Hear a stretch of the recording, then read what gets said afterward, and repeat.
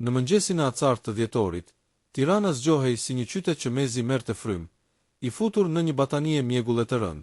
Dritaret e spitalit Nën Tereza ishin të ngrira në qoshe, dhe stafi që hynte në turnin e mëngjesit mbante duart në xhepa për të ruajtur sadopak ngrohtësi. Por një zyrë e vogël në katin e tretë kishte dritë ndezur prej orëve të para të agimit. Ishte zyra e doktoresh Elira Dushkut, kardiologes më të re që kishte arritur të fitonte respektin e gjithë pavionit.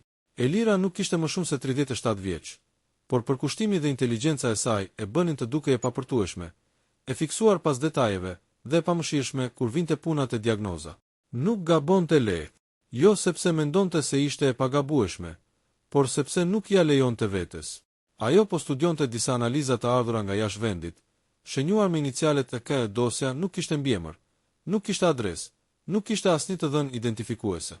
Vetëm rezultatet, shifrat, të dhënat e zemrës së një njeriu që kishte paguar shifra të mëdha për të mbetur anonim. Elira e dinte se kush ishte pacienti, edhe pse askush tjetër në spital nuk kishte asnjë ide.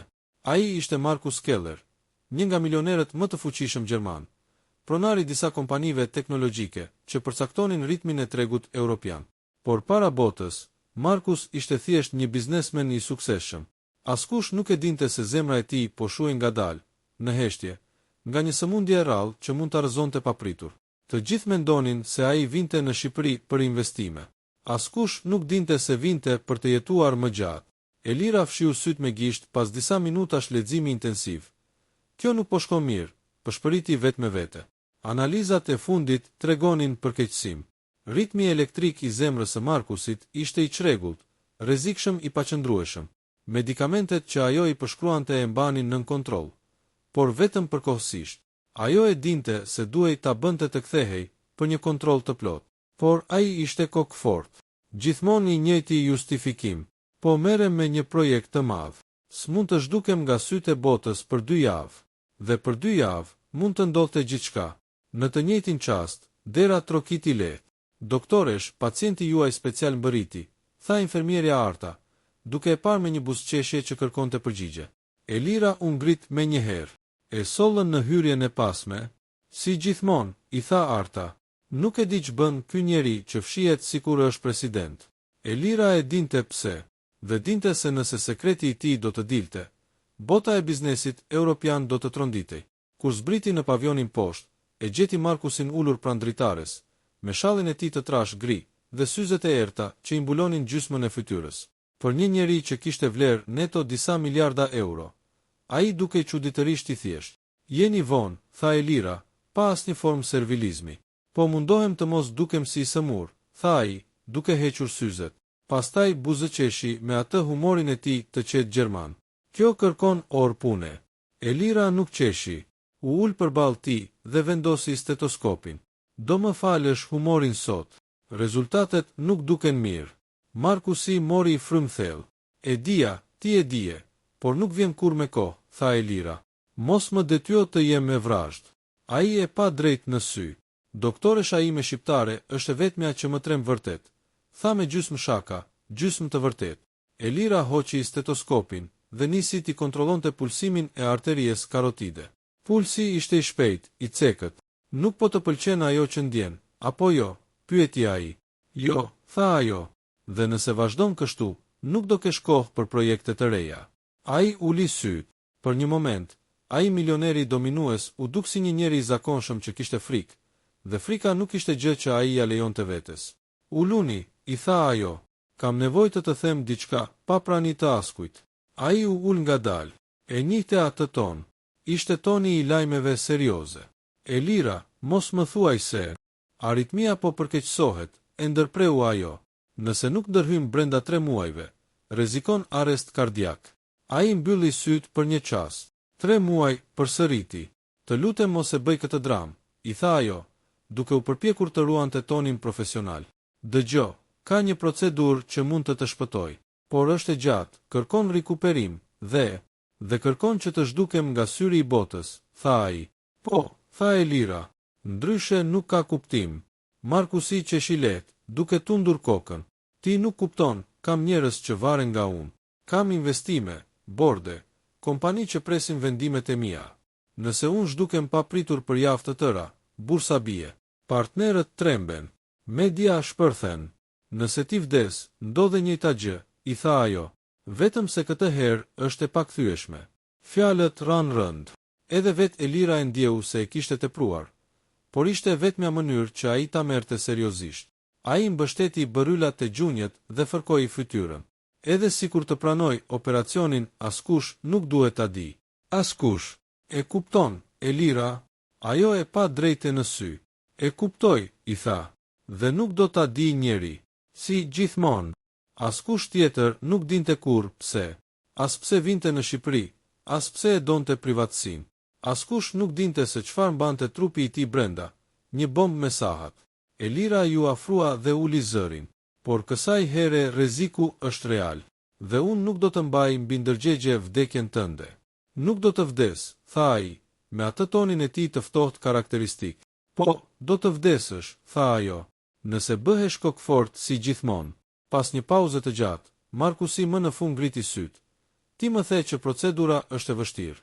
Shumë, tha ajo, dhe kërkon që ti vetë ta bësh, apo jo? Të paktën fazën përgatitore, tha Elira. Ka pak mjek të specializuar për këtë metodë. Ai e vështroi për disa çaste.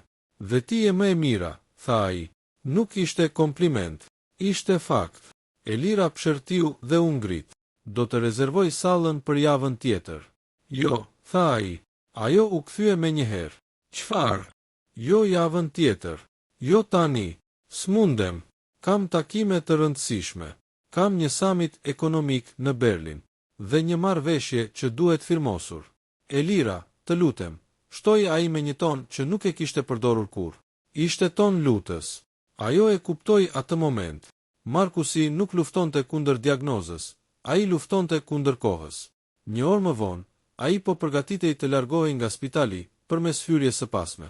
Rojat e tij kishin bërë korridorin të dukej si një skenë të fshehtë, por pak para se të hipte në veturën e tij të zezë, ju afrua Elira. Kudo të shkosh, duhet të më njoftosh në çdo simptom, edhe më e vogla.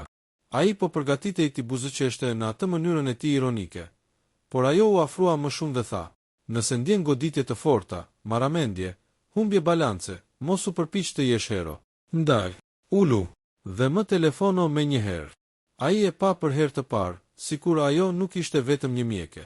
Sikur ishte një njeri që ndoshta i interesonte më shumë se sa duhej. Premto, i tha ajo. Premtoj, tha ai. Dhe për çudi, këtë herë e kishte seriozisht. Natën e asaj dite, ndërsa shiu binte fuqishëm mbi Tiranë, Elira u ul sërish në zyrë.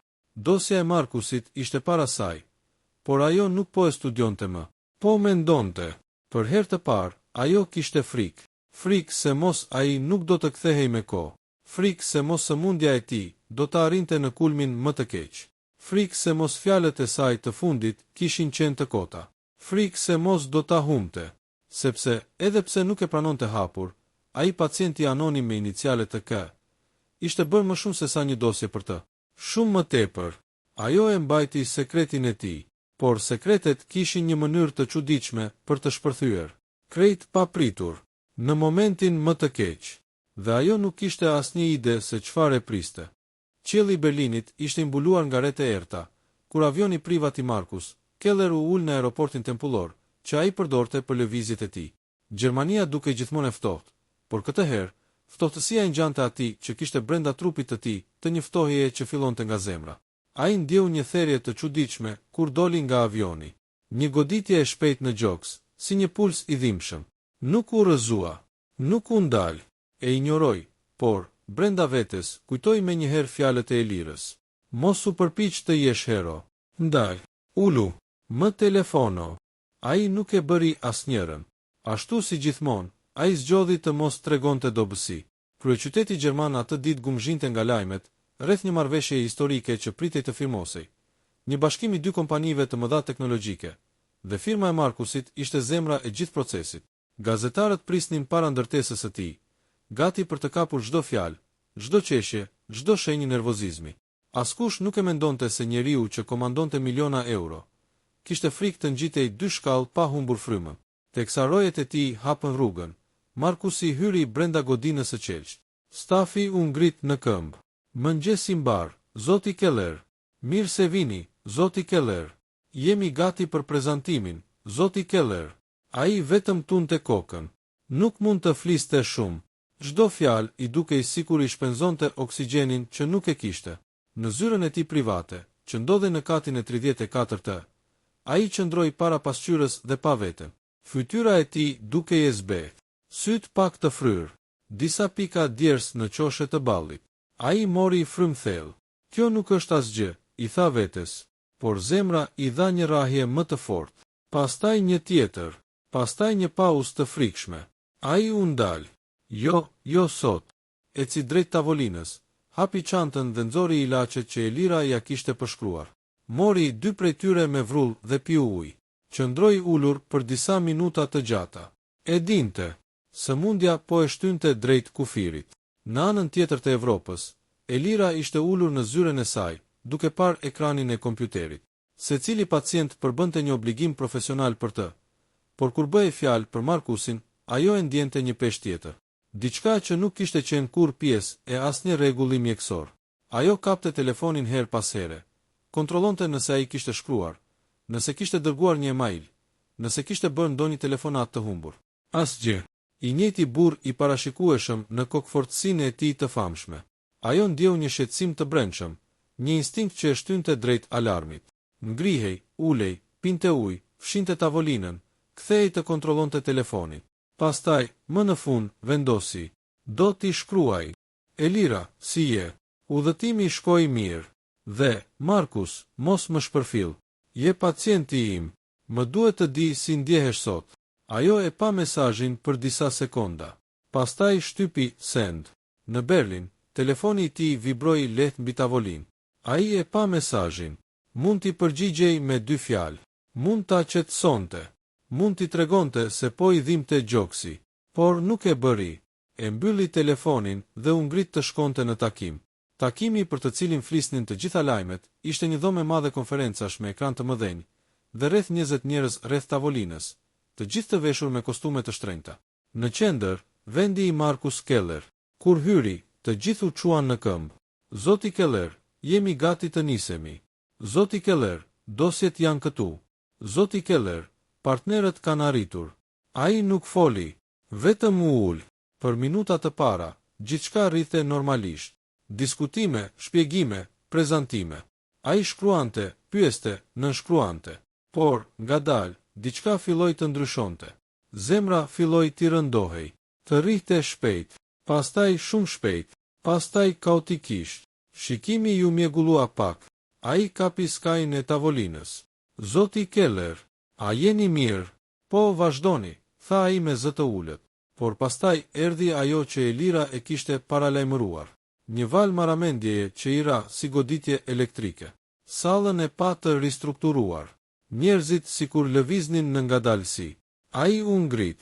Kam nevojë për. Nuk e mbaroi fjalin. Papritur, 2 roje u afruan dhe e kapën nga krahu. Zoti Keller. Ai ngriu për një moment. Pastaj u ngrit në këmbë dhe tha me zë të prerë. Jam mirë. Kam nevojë vetëm për ajër. Në korridor, pasi u largua nga të gjithë, ai u mbështet te muri. Kapi gjoksin. Rahjet ishin të çrregullta, të dhimbshme. Pastaj më e keqja. Një pauzë e gjatë. Zemra sikur u ndal. Ajri u shua. Ai ra në gjunjë. Rojet rendën tek ai. Ambulancë. Tani. Në të njëjtën kohë, telefoni i Elirës ra. U zgjat me një ndjesi të çuditshme, sikur kishte pritur këtë telefonat pa e ditur. Doktoresh Dushku, këtu është asistentja personale e Keller. Kemi një emergjencë. Elirës ju drodhën duart. Çfarë ka ndodhur? Zoti Keller u rrëzua në zyrë. Mjekët e ambulancës dyshojnë për një episod kardiak. Gishtat e Elirës ngrin mbi tastier. Ku po e çoni? Spitalin Universitar të Berlinit. Të lutem, më dërgo me njëherë të gjitha të dhënat. Po nisem për në aeroport. Nëse vjen këtu, do jetë e vetmja që mund ta shpëtoj. Fjalët i ranë si thik. Elira nuk mendoi më. Nuk mori as rrobat e spitalit, as çantën e plot me dokumente. Vetëm dosjen e Markusit dhe stetoskopin. Pastaj doli me shpejtësi nga spitali i Tiranës, me zemrën që i rrite fort, dhe u nis drejt aeroportit. Gjatë fluturimit të improvizuar drejt Berlinit, ajo mbante dosjen e tij në duar, dhe çdo një analizë i dukej sikur ishte e saj. Ajo e dinte se ai ishte kokfort, por nuk e kishte imagjinuar se do të ishte gati të rrezikonte jetën në këtë mënyrë. Duhej ta detyroja, përshpëriti ajo. Duhej ta bindja ndryshe. Sa herë fluturimi i tronditej pak, zemra e saj ndalej për një çast. Apo vdiste ai ndërkohë që ajo po fluturonte drejt tij. Në Berlin, mjekët e spitalit kishin bërë të pamundurën për ta stabilizuar. Ai u çua në sallën e urgjencës. Tensioni i ishte ulur. Ritmi i zemrës ishte kaotik. Mjekët gjerman po përpiqeshin të kuptonin pse një miliardër i tillë kishte ardhur në Shqipëri për mjekime. Asnjë dosje e plot nuk kemi. Një specialist nga Shqipëria vjen rrugës, tha asistentja. Mjekët u pan me habi. Një shqiptare. Asistentja buzëqeshi me përzierje, krenarie dhe frike. Ajo është e vetmja që e mban gjallë prej një viti. Kur Elira mbërriti në spitalin gjerman, nuk e la askush të prishte kohë. Asistentja e Markusit e takoi te dera. Faleminderit që erdhe kaq shpejt, i tha ajo. Është në gjendje të paqëndrueshme. E stabilizuam përkohësisht, por ku është, pyeti Elira. Aty, te salla e vëzhgimit intensiv. Kur hyri, ajo pa Markusin të lidhur me pajisje, me tub oksigjeni dhe me monitorët që tregonin një rrahje të zemrës kaotike. Ai duke i lodhur, i zbeh, i rrjedhur, por sytë e tij u hapën kur ajo ju afrua. Ti erdhe, përshpëriti ai. Elira i kapi dorën.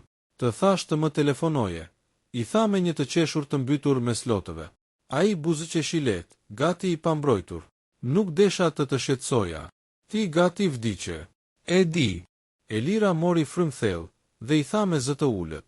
Tani nuk kemi më kohë. Duhet të bëjmë procedurën. Sot. Ai e pa drejtë në sy. Ti do e bësh vetë. Unë, tha ajo. Sot. Tani. Ai mbylli sytë për pak sekonda. Jo nga lodhja, nga besimi. Bëj çfarë duhet bërë, Elira. Dhe ajo e kuptoi. Nuk ishte thjesht një pacient që po i jepte leje. Ishte një njeri që i besonte jetën plotësisht. Ajo doli nga dhoma dhe u drejtua te mjekët gjerman. Përgatitni sallën, po e marr unë operacionin. A jeni e sigurt? E pyeti një kirurg i vjetër gjerman. Elira u kthye dhe tha me një ton që nuk lëvizte as nga era. E sigurt, ai është pacienti im. Dhe kështu nisi gjithçka. Operacioni që do të vendoste jo vetëm fatin e zemrës së tij, por edhe të jetës së saj. Salla e operacionit në Spitalin Universitar të Berlinit dukej si një laborator futuristik. Drita të bardha, instrumente të sterilizuara, ekran monitorimi dhe një ekip mjekësh gjerman që e shikonin Elirën me një lloj habie, respekti dhe dyshimi të fshehur. Nuk ishte e zakonshme që një doktore shqiptare të merrte kontrollin e një operacioni mbi një nga njerëzit më të fuqishëm të Evropës. Por ajo nuk kishte ardhur për të bërë përshtypje. Ajo kishte ardhur për ta mbajtur gjallë. Doktoresh, të gjitha analizat janë gati. Pacienti është nën anestezi, i tha një infermiere gjermane me sy të qetë. Elira mori frymë thellë. Kjo nuk ishte një ndërhyrje e thjeshtë. Ishte një procedurë komplekse, riskuese, e cila kërkonte precizion absolut. Edhe një gabim i vogël mund ta sillte zemrën e Markusit drejt ndalimit të plotë. Dhe çfarë rëndonte situatën? Zemra e tij kishte bërë 3 pauza të rënda gjatë natës. E vetmja arsye që ai ishte ende gjallë ishte koha. Dhe ajo kohë po mbaronte. Fillojmë, tha Elira me zë të vendosur. Në çast, ekipi u vu në lëvizje. Monitorët shfaqnin rrahjet e zemrës së Markusit, të çrregullta, të lodhura, pothuaj të dorëzuara. Ajo nisi procedurën me duart që nuk i dridheshin, por zemrën që i rrihte fort. Çdo lëvizje ishte një betejë kundër kohës. Çdo instrument që merrte në dorë ishte përgjegjësi e jetës së një njeriu që nuk ishte thjesht pacient për të. Ai ishte një lidhje që as vetë nuk e kishte kuptuar plotësisht. Një përzierje mes detyrës, sekretit, ndjenjës dhe frikës për ta humbur. Në kokë i vërtiteshin fjalët e tij. Bëj çfarë duhet bërë. Orët kaluan si minuta të gjata. Një moment, një eksitim i lehtë. Një nga kirurgët gjerman tha, ritmi po bie shumë. Shpejt.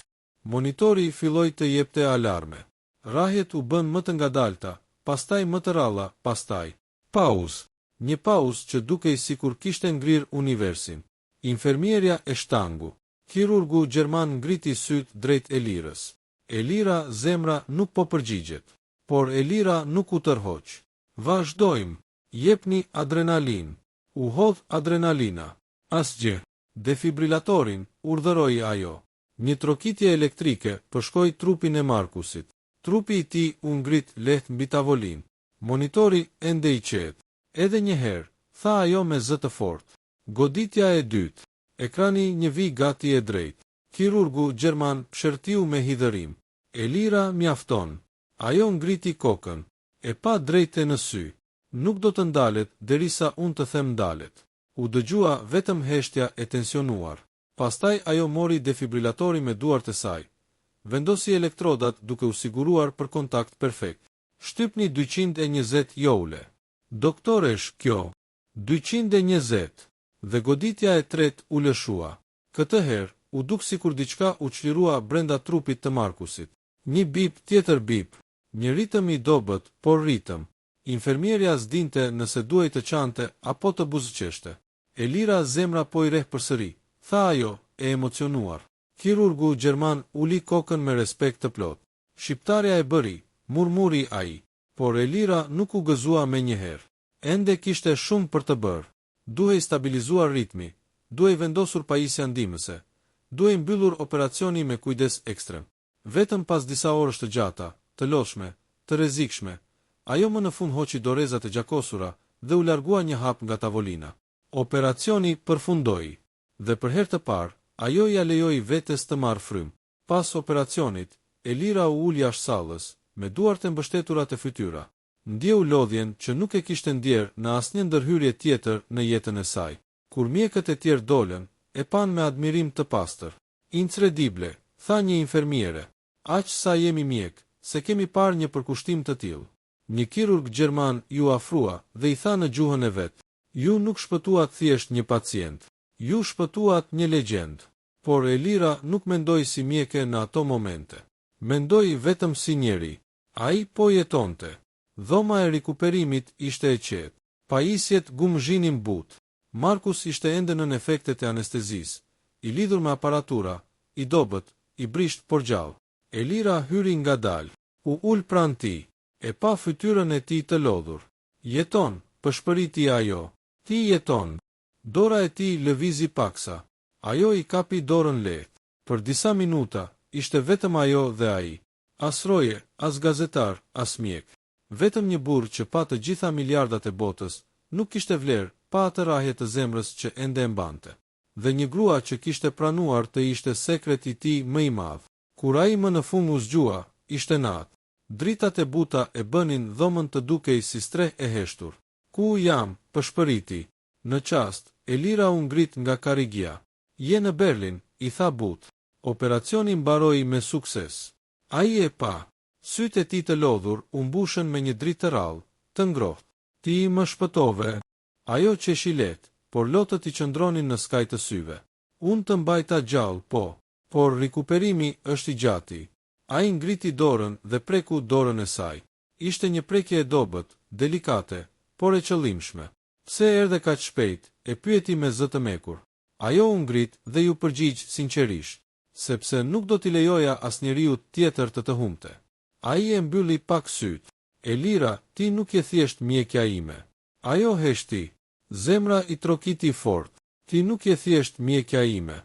Fjalët që ajo kishte frikë të dëgjonte, por edhe që I kishte pritur. Ai hapi syt përsëri, duke e parë drejt. Je njeriu I vetëm që e di të gjithë të vërtetën time. Dhe njeriu I vetëm që I besoj.